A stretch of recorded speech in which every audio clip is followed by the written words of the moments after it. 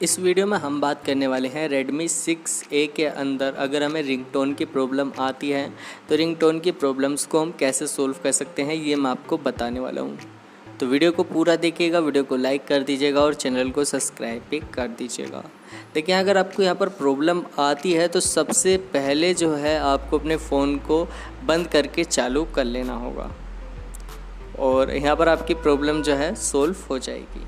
Otherwise solve नहीं होती है तो सेटिंग्स में जाइए और सेटिंग्स में जाने के बाद अबाउट फ़ोन के अंदर जाइए।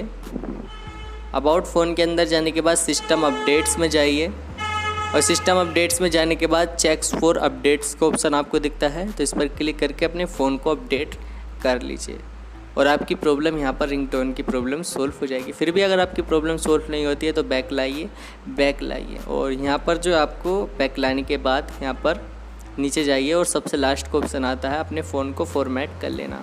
तो एडिशनल सेटिंग्स में जाइए। एडिशनल सेटिंग्स में जाने के बाद बैकअप एंड रीसेट पर जाइए। बैकअप एंड रीसेट पर जाने के बाद यहाँ पर फैक्ट्री डेटा रीसेट कर लीजिए अपने फ़ोन को। देखिए, यहाँ पर प्रॉब्लम तो हो सकती है कि आपका डेटा डिलीट हो जाएगा, तो इसके लिए पहले बैकअप ले लीजिए। अगर आपका बैकअप हो जाता है तो आपको डेटा दोबारा डाल सकते हैं अपने फ़ोन के अंदर, तो बैकअप ले लीजिएगा।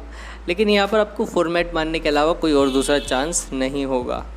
उसके बाद आपकी प्रॉब्लम जो है सोल्व हो जाएगी। अगर यहाँ पर वीडियो अच्छी लगी हो तो लाइक कर दीजिएगा और ये जितना भी प्रोसेस हो रहा है हमारे Redmi Note 5 Pro के अंदर हो रहा है और किसी भी फ़ोन के अंदर आप ये Redmi के कर सकते हैं सारा प्रोसेस। तो चैनल को सब्सक्राइब भी कर सकते हैं अगर वीडियो अच्छी लगी हो तो।